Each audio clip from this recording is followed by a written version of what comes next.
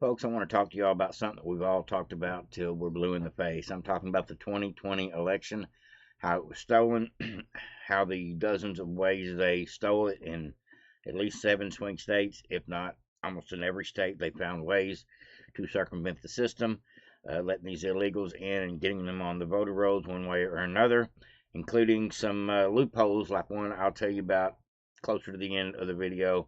Kind of pisses me off. It's about how if you're a Somalian and you live in Minnesota, you could vouch for up to 8 people that they're voters too, that they don't necessarily needed because you say, well, they're my family. They don't have ID yet, but they want to vote. Democrat, of course.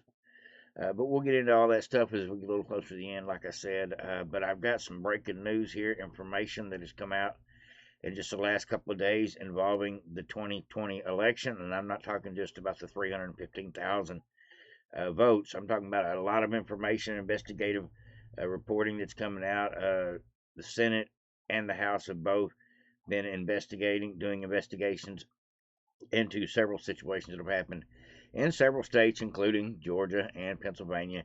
And we got a little bit of that footage as well, just a little bit of confirmation as to they stole the election and we got proof. And there's going to be, surprise, surprise, surprise, a drop next month, probably breaking down every state, how much they stole, what couldn't be confirmed, how certain things were done illegally, including the lack of signatures, like with what we've got going on in Michigan, or I think it's Michigan, but in so many states. But first off, I do want y'all to listen to this video here, but I want to give you a little bit of backstory on it. We all know that Barack Obama conspired with a lot of people, including all of our intel agencies, to try to get Trump from day one, before he even come down the escalator. And now we're finding out that he not only worked with English intelligence to conspire to build the Steele dossier, but he actually farmed it out to 5 different agencies that he used to help collude to try to steer the direction of the country in their favor, in Barack Obama's favor. It says Barack Obama conspired with 5 agencies, alliances, the United Kingdom, Canada, Australia, and New Zealand to target Trump and the Trump campaign, collect and disassemble misinformation, all with the sole intent of overthrowing the United States government in 2016. Now, I know you remember, it wasn't long ago that Trump had sued England over cutting his feed when he was talking at the Ellipse, and make it look like he said things that he didn't by literally chopping and editing and cutting out the parts where he did not go to the Capitol and attack. They cut out the peaceful protests and all that. And so they got sued for it, and I believe they've had to pay for it. Several companies have, but now BBC is being sued as well behind it, which is British broadcasting, over the same thing that we know they were doing, hating on Trump from the get-go. But I thought this here was a really interesting video, just the information that's coming out, and I'm glad to see it. These people are going to have to pay for what they did, from the Russia collusion hoax to the stealing of the 2020, and on even Christmas Day, Trump was thinking about these things.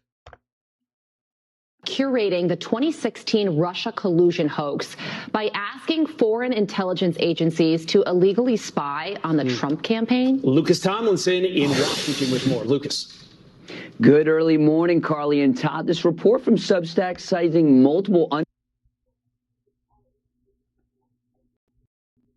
curating the 2016 Russia collusion hoax by asking foreign intelligence agencies to illegally spy on the Trump campaign. Lucas Tomlinson in Washington with more. Lucas.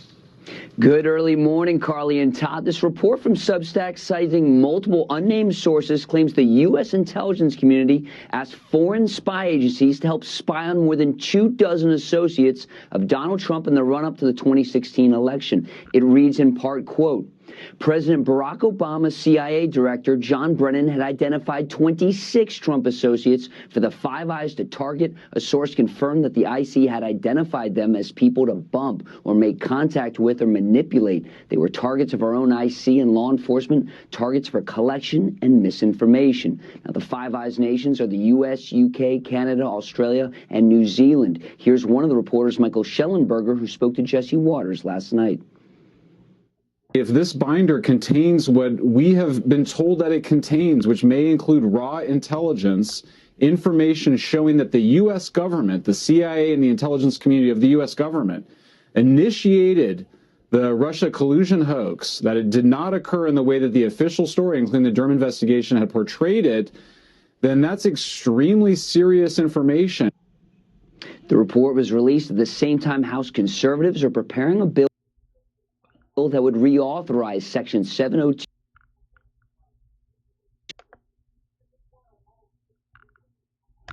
We won't get into that about the Foreign Surveillance Act. That's a whole other issue altogether. There's no doubt about it. Barack Obama has done his best to manipulate the whole situation. They've been caught, not just Obama, but 4 or 5 countries, a lot of the EU countries that we're not really friends with. We don't really get along with England. Not since we kicked their ass in 1776. Do they really are we friends with them? Now, we went and bailed them out in World War II and in World War One, but truth be known, I don't think that we're on too good a standing with England at this point, especially just the European Union in general. We're basically going to give NATO the bird before it's all said and done. And probably the European Union as well. That's what it's looking like. Now, President Trump dropped some bombs here about information coming out. But let me show you this. This is the best list I've seen so far. It says this was treason. The leader of the gang, Barack Obama. He is guilty. He tried to steal the election. He tried to obfuscate the election. He tried to overthrow the United States government. We have all of the documents, and from what Tulsi told me, she got thousands of additional documents coming. Now listen to the names. Barack Obama, these are all the people that were implicated so far. Barack Obama, John Brennan, James Clapper, James Comey, Andrew McCabe, Hillary Clinton, Susan Rice, Loretta Lynch, Sally Yates, Lisa Monaco, Adam Schiff, Peter DeLisa, Lisa DePeter, Bruce Horror, Nellie Horror, Robert Mueller, Rod Rosenstein, Andrew Weissman, Valerie Jarrett, Ben Rhodes, John Carlin, Mary McCord, James Baker, Jonathan Moffa, Michael Corton, David Luffman, Samantha Power, John Kerry, oh, good to hear that, Dennis McDowell, Jim Ribicki, Bill Priestep, Christopher Steele, of course, Richard Dearlove, Alexandria Downer, Stephen Halper, Joseph Misfuda, Sergey Milian, Sidney Blumenthal, Cody Sherrar, Terry McAuliffe, Jonathan Weiner, John Podesta. Of course, John Podesta should be both the Podesta brothers, as far as I'm concerned. They're both a bunch of weirdos. Huma Aberdeen, Anthony Weiner, Cheryl Millis, Heather Samuelson, Jake Sullivan, Robbie Mook, Debbie Westerman Schultz, Peter Cadiz, Richard Brand, Matthew Axelrod, Mary Jacoby, Preet Baraha, Josh Campbell. We're almost done, folks.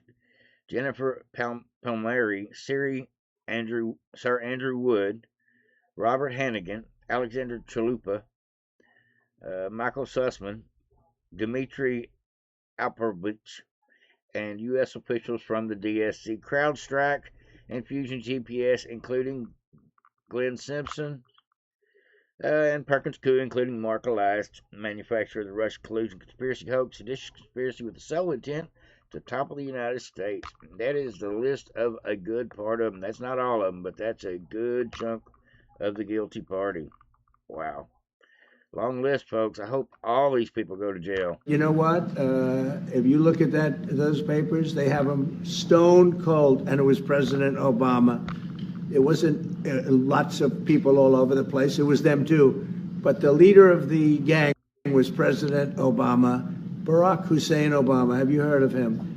And except for the fact that he gets shielded by the press for his entire life, that's the one they look. He's guilty. It's not a question. You know, I like to say, let's give it time. It's there. He's guilty. This was treason. This was every word you can think of. They tried to steal the election. They tried to obfuscate the election. They did things that nobody's ever even imagined, even in other countries. You've seen some pretty rough countries. This man has seen some pretty rough countries, but you've never seen anything like it. And we have all of the documents.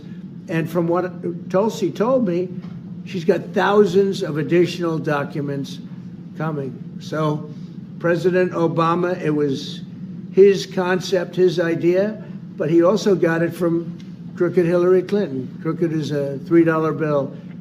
Hillary Clinton and her group, the Democrats, spent $12 million to Christopher Steele to write up a report that was a total fake report. Took 2 years to figure that out. Wow. Yeah, Trump's tired of the shit. He has done heard enough.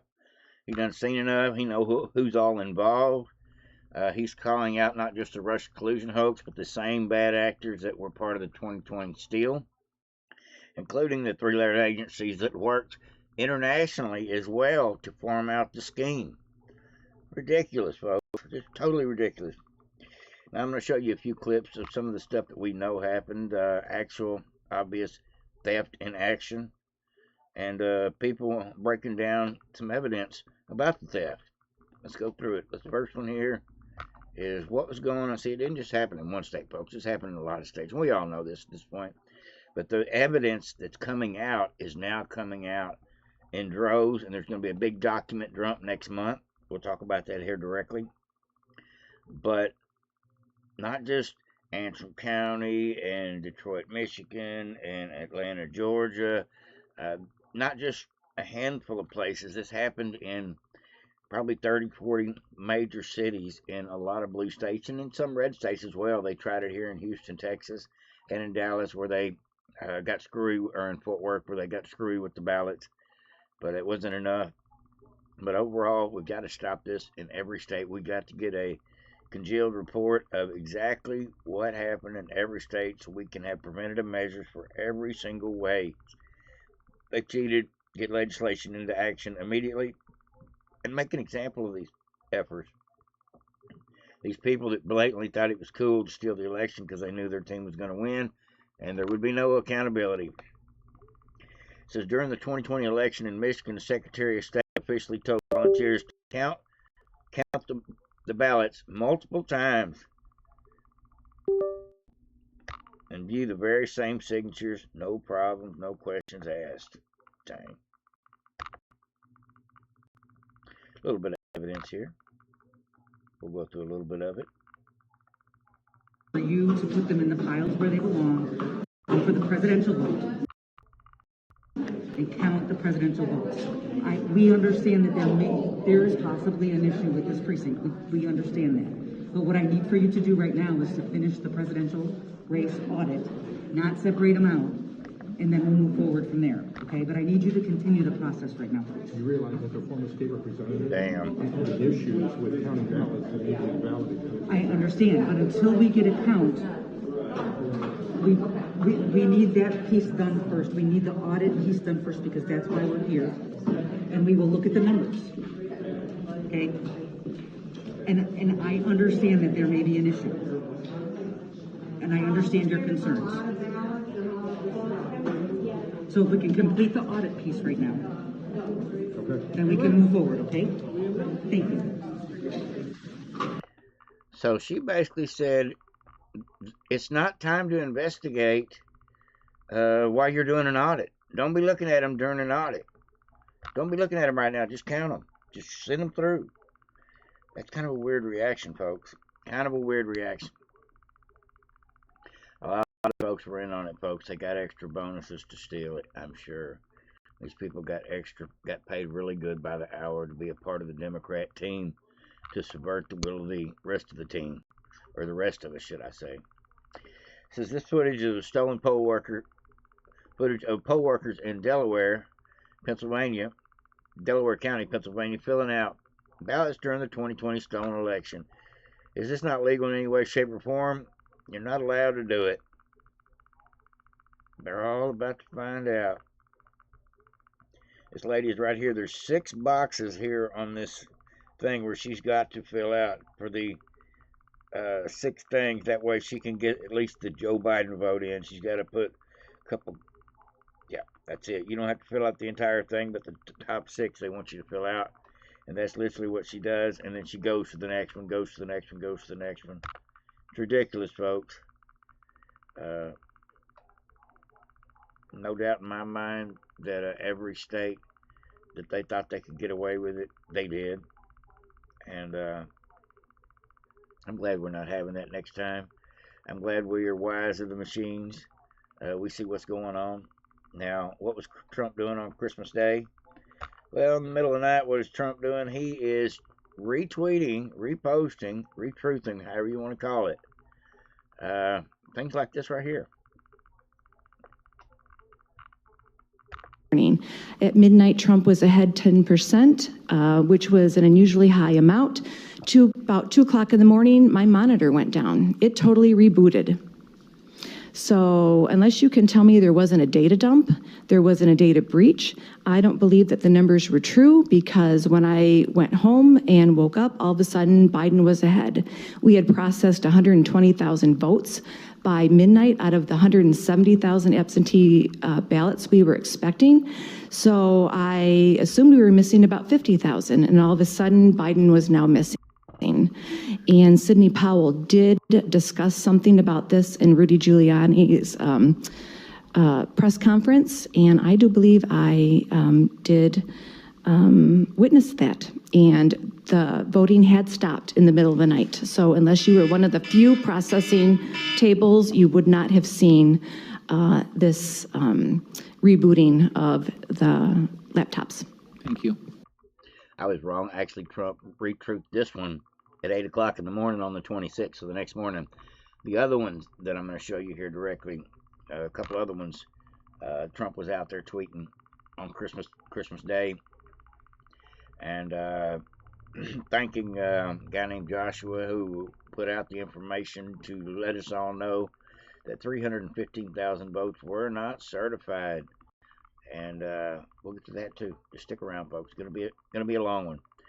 It says 2020 election fraud accountability is coming. Trump retweeted this one as well. December 25th, 2025, 12:15 a.m. Yeah, you think this ain't on Trump's mind? Any of these Dominion systems, have you seen any indication of non-election personnel remotely accessing a Dominion system? Yes. Can you tell us about that? I too have reviewed a series of emails produced by Dominion in which they're discussing remoting into Gwinnett County, Georgia. You also mentioned Dominion remotely connecting to election systems, but you don't have any evidence that occurred in Georgia, correct? There was one county. I've seen a lot of Dominion emails. I've had to translate Dominion emails from Serbian to English to verify the technical questions I was being asked about them, to verify that it was translated properly. So it's your testimony that there is evidence of Dominion remotely accessing Georgia election equipment? yes, on the one county. It was included with stuff that I was researching and reading through, considering Colorado. Michigan was also involved, and there were other ones. To your understanding, is Dominion able to remotely connect to these election systems? Yes. Are they able to do that without detection? Yes. And are you aware of any instances in which that has occurred? Yes. Damn. Can you identify those instances? One would be the Denver, Colorado server was granted, or requested to grant Belgrade, only Belgrade, I did search. There is a Belgrade, Montana. Again, why would Montana need to connect into a Colorado file transfer server as part of the election system? And there are other components and things that were done in the background concerning the database and the configure of the database server that still do not have an engineering change order. Because as somebody who works in an operational environments for a lot of different things, what I will tell you is sometimes things break or you have a problem and you have to fix it. And you submit a change request, or in this case, an engineering change order that's retroactive, right? You want to go back and make sure that you record the process so that you have change management and integrity of the system. If you do not record changes, you lead yourself down a very bad road. I estimated that somewhere between 80 and 90% were going to Joe Biden. Throughout the day, it kept making me sicker and sicker every time I saw another Biden, Biden, Biden. And then I'm going through batches. 100% of the batches were Biden. I find that statistically impossible. Yes, folks, this is hot and heavy on Trump's mind. You see what he's been thinking about the last couple of days. We're talking about election integrity. We're talking about election drops. We're talking about videos of them stealing the election.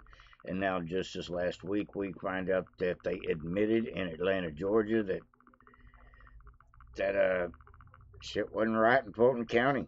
No two ways about it. So what's really going on? This is what's really going on, folks. And this is a great Paul Harvey prophetic word video from 1965 put into action. This is a great one. Let's see if we can get this thing shrunk down a little bit.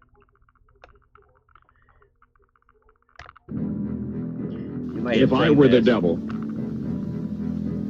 if I were the prince of darkness, I'd want to engulf the whole world in darkness, and I'd have a third of its real estate and 4/5 of its population, but I wouldn't be happy until I had seized the ripest apple on the tree. So I'd set about, however necessary, to take over the United States. I'd subvert the churches first. I'd begin with a campaign of whispers. With the wisdom of a serpent, I would whisper to you as I whispered to Eve, do as you please. To the young, I would whisper that the Bible is a myth. I would convince them that man created God instead of the other way around. I would confide that what's bad is good and what's good is square. And then I'd get organized. I'd educate authors in how to make lurid literature exciting so that anything else would appear dull and uninteresting. I'd peddle narcotics to whom I could. I'd tranquilize the rest with pills. If I were the devil, I'd soon have families at war with themselves, churches at war with themselves, and nations at war with themselves, until each in its turn was consumed. And I'd have mesmerizing media fanning the flames. If I were the devil, I would encourage schools to refine young intellects, but neglect to discipline emotions, just let those run wild. Until before you knew it, you'd have to have drug-sniffing dogs and metal detectors at every schoolhouse door. Within a decade, I'd have prisons overflowing. I'd have judges promoting pornography. We're talking about 8-year-olds and 9-year-olds and 11-year-olds and 12-year-olds.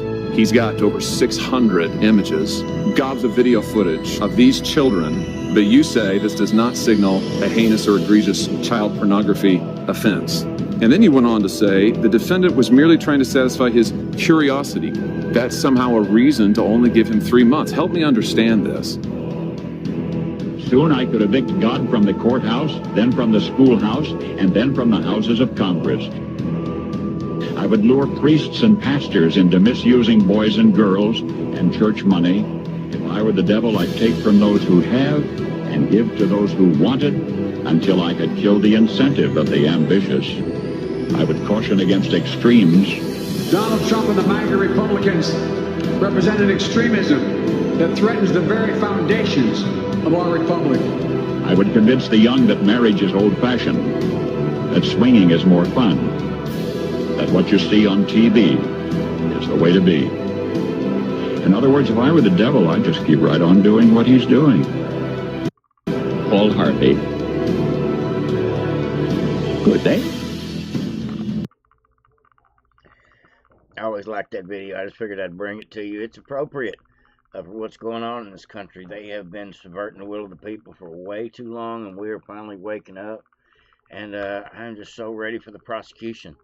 I think Pam Bondi's got 11 days to throw charges, to open cases on anybody involved in January 6th weaponization of the government, because statute of limitation runs out. So we'll know in the next 10 or 11 days if Pam Bondi is ever intending on arresting anybody or just open an investigation. Because if she doesn't open an investigation in the next 10 or 11 days into the January 6th committee, into Nancy Pelosi, into all the people that conspired against our country, the Adam Schiffs that conspired against our country behind January 6th, if she doesn't do it, we'll know in less than 2 weeks that Pam Bondi has no intentions on prosecuting anybody. And I just do believe that's what's coming.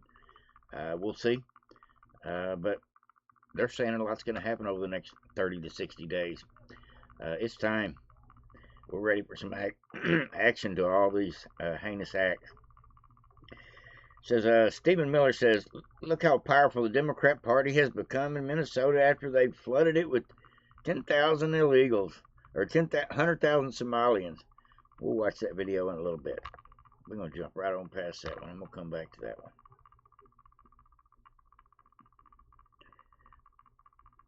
I like Stephen Miller. I think he's one of the great voices for the MAGA movement out there when he does come on the different shows.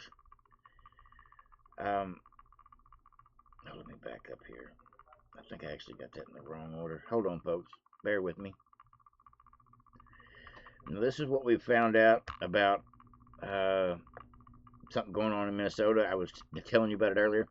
So Scott Pressler says, you can fact check me on this. This is the actual rule here in Minnesota. Registered voters who could confirm the address of up to 8 other people.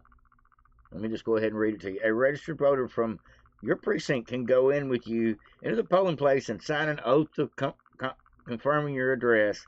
This is known as vouching. So you can literally take 8 of your neighbors, whether they're citizens or not, and say, yeah, these people need to vote. They have no ID. A registered voter can vouch for the up to 8 voters. You cannot vouch for others if someone vouched for you. So that's what's going on in Little Somalia, otherwise known as Minnesota. The Somalians, whether they're legal or not, and any other illegals within, I guess, miles, can go with them to the polls, and they can all get them registered to vote. Jesus, folks, this is ridiculous. Now, let me go back and find this video as to why all this is so important. I don't mean to sidetrack you on the Somali situation, but it actually ties into the voting, because this is what they're doing to us. They're getting these people in here, and they're literally securing the voter block by having 80,000 or 100,000 Haitians or Somalis in a particular neighborhood or a precinct district. And because of this, it gives Democrats ultimate power. They give these people boondoggle free stuff. They vote for them 100%. It's a cash cow for everybody involved, including the Democrats who never lose power in those districts. Ilhan Omar will be in Congress forever at the rate this is going. Add up to. Why are they engaged in all this? What is their objective here? It's the Somalification of America. In other words, when you see the state of Somalia, that's what they want for America at the end of the day, because it's easier to rule over an empire of ashes than it is for the Democratic Party to rule over a functioning, Western, high-trust society with a strong middle class. Look how powerful the Democrat Party became in Minnesota once they flooded it with 100,000 Somalians. Once the elections were decided, right, by clan rivalries and ethnic feuds. Once that happened, the Democrat Party became permanently powerful in Minnesota. They became permanently powerful in the Twin Cities.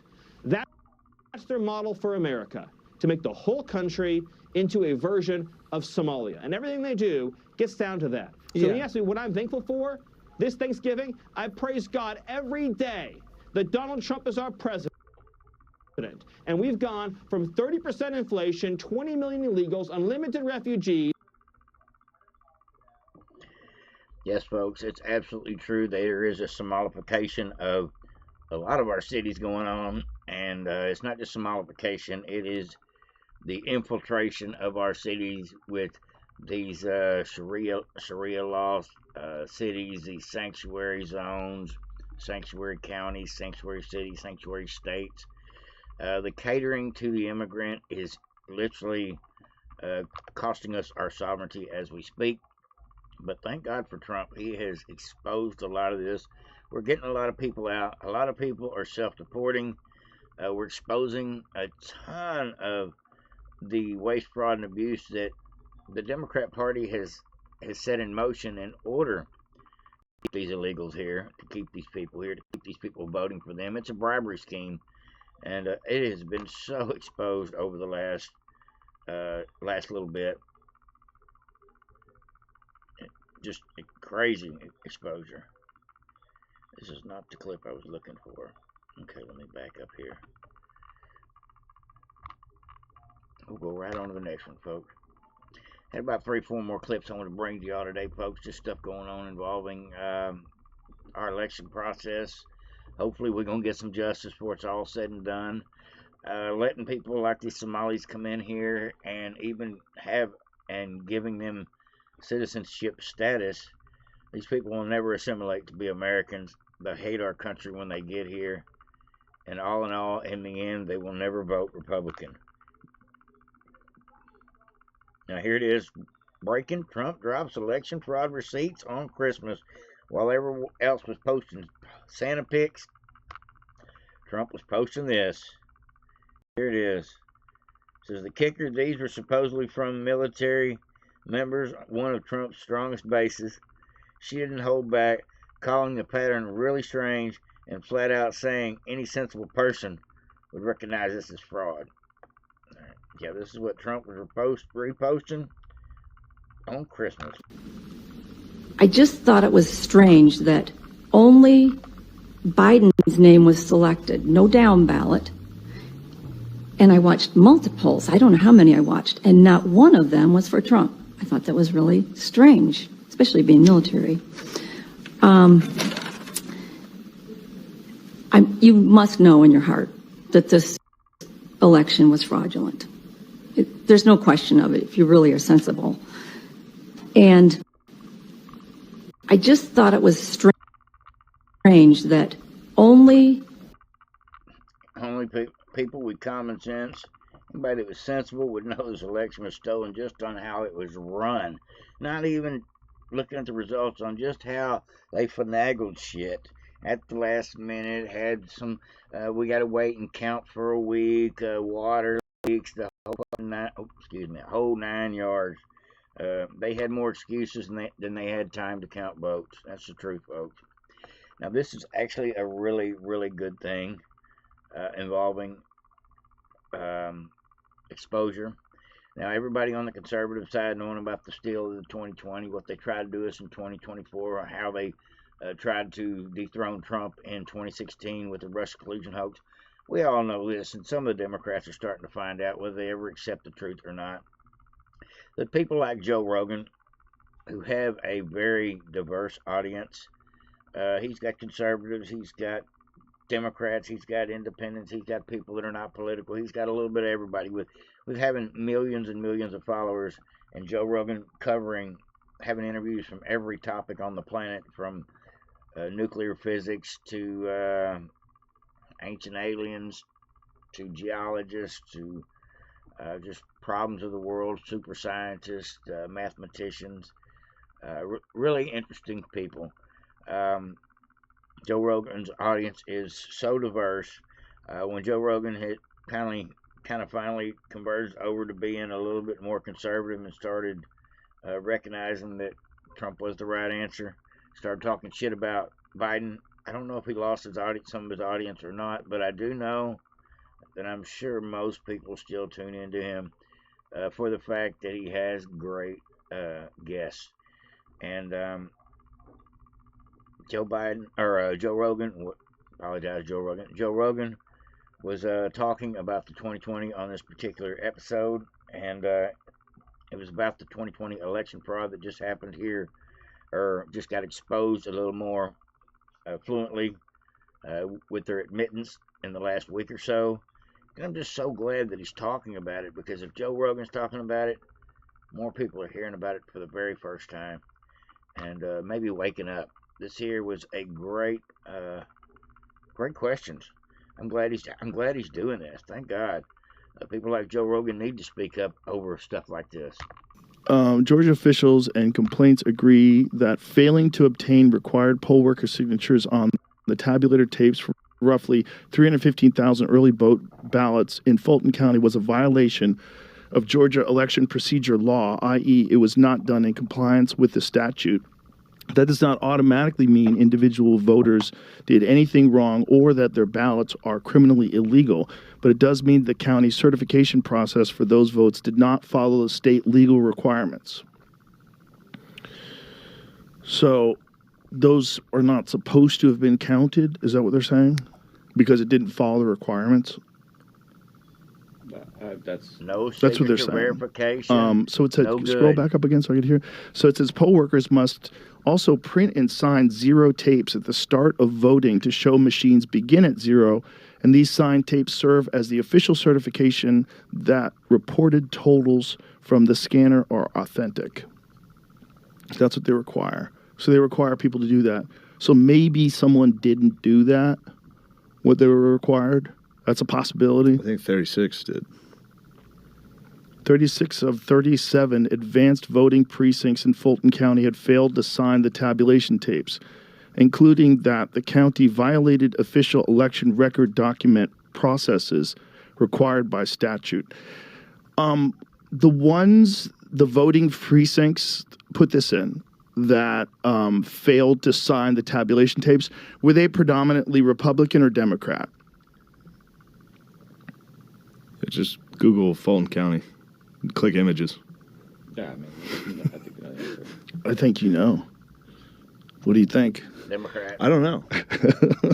Well, I mean, if the Republicans are complaining about it, it's obviously a Democrat. Right. County. For sure.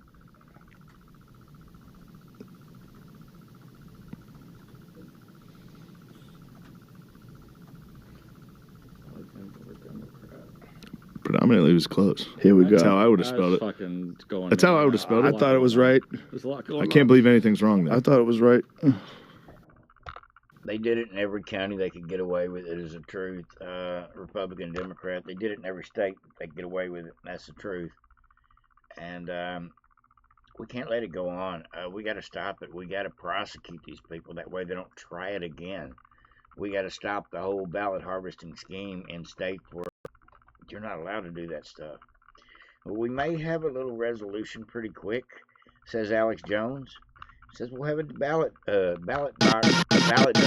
Right now, does Next month, we're going to have a dump of several states, breaking down the information, state by state by state, how every county did or did not follow the rules. Kind of like what we found out this week involving the 315,000 unsigned ballots.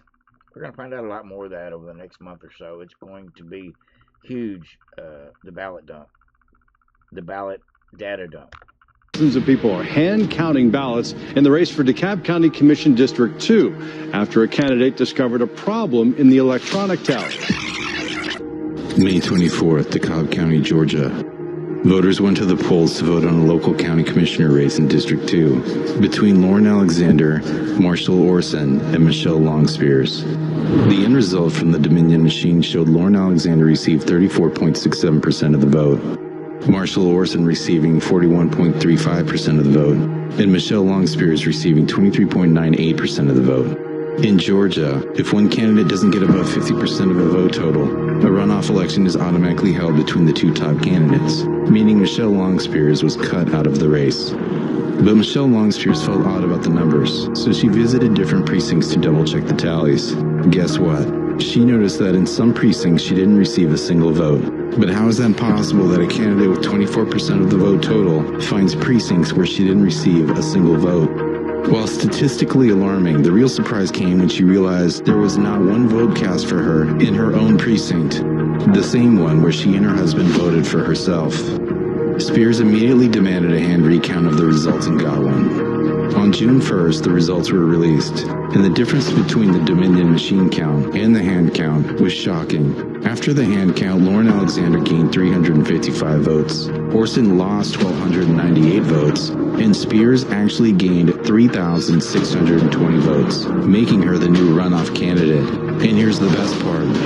When you add them all up, the hand count shows 2,110 votes more than the Dominion machines reported on the 24th. This is huge. In the small county commissioner's race, with 15,500 votes total, the Dominion machine tally was short by nearly 3,000 votes. What does that say about all the other races that were conducted on these very same machines? This is proof that the machines cannot be trusted. If Spears had not sounded the alarm, no one would have ever known. So the good news is Trump's getting ready to release major information. He already is. Here we and go. Folks want this to be, so this is an important video. Yeah, it's real important. What it shows is a Democrat in 2022, a very odd event occurred that caused there to be a detailed hand recount, which they usually have ways of deflecting. And what it showed was the only thing odd about that was she discovered that there were a bunch of precincts where she didn't get a vote, and then she checked her own precinct and she didn't, but she knew she and her husband had voted for her and they didn't get a vote. So that got her to, and it turns out that she's 20% of the vote had been stolen. So that's what and we have no reason not to think that's going on everywhere. It's only the only thing unique about that is that something happened that kind of triggered the correct investigation. So Dominion is doing some sideways shit, and the hand count proved it. Once again, happened many a time. That's actually Patrick Byrne, there, former CIA number 2 guy under Brennan, who has blown the whistle on Brennan and them. I hope he comes and testifies before the tribunals if everything goes as planned. I think over the next year, since Trump yesterday or the day before yesterday said this may be put out the threat for all the people that were involved in the Epstein scandal. Hope you have a Merry Christmas, because this may be your last Christmas. I'm guessing they may be going to jail. Maybe that's what the suggestion was. Who really knows? I assume so, though. Trump says, "Thank you to Joshua Total Crooks." Let me get on my goggles here. We're going to read this. Big things are happening, folks. Trump is laser focused on accountability and information, the data dumps about all this stolen election stuff, because when they dump all the information, and we've got just piles and piles and piles of compiled information, Trump's going to have to put it out there somewhere. He'll probably put it out there on his main press conference. He'll probably call the press conference about war or something. He'll get out there and he'll talk about election for an hour and a half instead. And I'll be okay with that. The whole world needs to know. It says the Georgia Boards of Elections just dropped this bombshell revealing that hundreds of thousands of ballots in Georgia in the 2020 election were counted twice, and it was not by human error, not by intentional human intervention, but by intentional human intervention, which was in fact massive voter fraud and stole the election from the actual winner of Georgia, President Donald J. Trump, and I'm going to say including senators as well. Trump, Rudy Giuliani, Sidney Powell, President Trump, and countless others were criminally charged, 18 in total, civilly sued, and in some cases bankrupted for no other crime than having the courage to come forward and expose the massive fraud of the American people. They now have been completely and totally vindicated. The head of Georgia Board of Election now says Georgia owes President Donald Trump an apology. It's official, and guys, and the evidence is all about 5 long, painful years. The 2020 election was stolen from all of us, and the President Trump was the lawful winner of the state of Georgia. Secretary of State Brad Raffensperger, Governor Brian Kemp, and other top Georgia election officials were paid off to look the other way and knowingly certify the fraudulent election. So when do the arrests start? Ruby Freeman should have to pay Rudy back reparations, every single penny that she got off of him based on a big lie and false pretenses. And her, Raffensperger, Kemp, and every single one of the following election riggers must be, wait for it, arrested and prosecuted to the fullest extent of the law. Fullest extent of the law. Every election rigger must be arrested and prosecuted in bold letters to the fullest extent of the law. This was a political crime of the century, bold letters again, and they should never be allowed to show their faces in public again without being shouted out as election thief. We're going to call it that. I didn't actually get to read the last of it. I think it, let me see if this cuts off. Oh, that's the end of the image, folks. Wow. Trump's going off. You think Trump is playing? I think Trump is going to fire Pam Bondi if she doesn't put anybody in jail before long. Because Trump, like the rest of us, wants to see justice, wants accountability, knows what his base is screaming right now. And if we don't see any accountability over the next 10 months, I think a lot of people won't vote. And I believe Trump knows that. And so what are we doing?